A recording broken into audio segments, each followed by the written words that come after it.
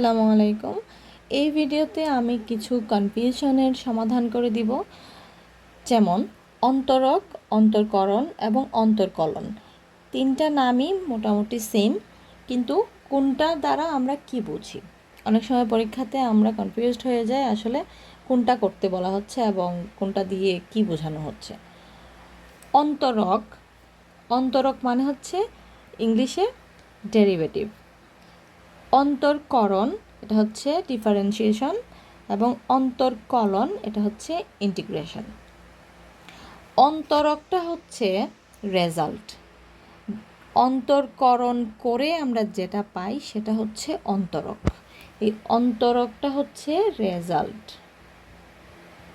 আর অন্তরকরণটা হচ্ছে প্রসেস।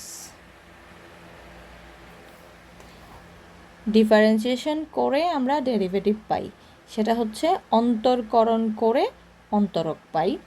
এবং কখনো কখনো ইন্টিগ্রেশনটা হচ্ছে বা অন্তরকলনটা হচ্ছে ডিফারেন্সিয়েশনের বিপরীত।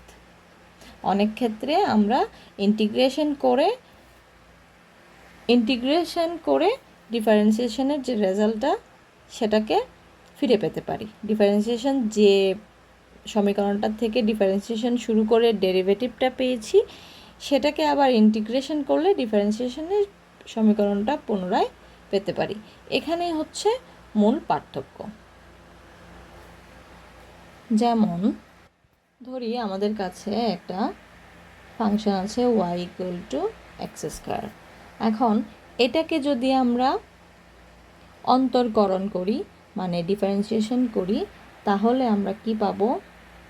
dy dx, যেহেতু এটা x তাই এক্সের সাপেক্ষে ওয়াইকে অন্তরকরণ বা ডিফারেন্সিয়েশন করে আমরা কি পাবো?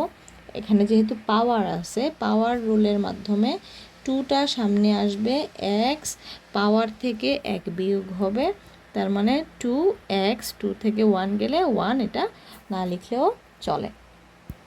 তার মানে হচ্ছে এই ডিফারেন্সিয়েশনটা করে আমরা 2x পেলাম। এই যে কাজটুকু করলাম এটাকে বলে অন্তরকরণ।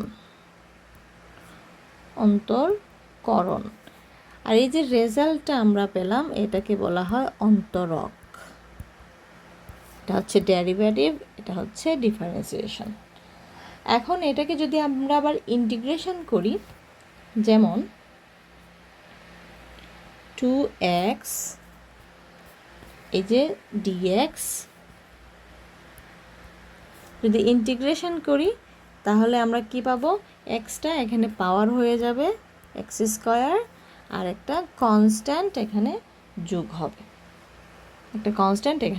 হবে, এই কনস্ট্যান্টটা এখানে ছিল কিন্তু এখানে দেখা যাচ্ছে না, কারণ কনস্ট্যান্টকে ডেরিভেটিভ করলে 0 আসে, তাই এটা এখানে দেখা যাচ্ছে না।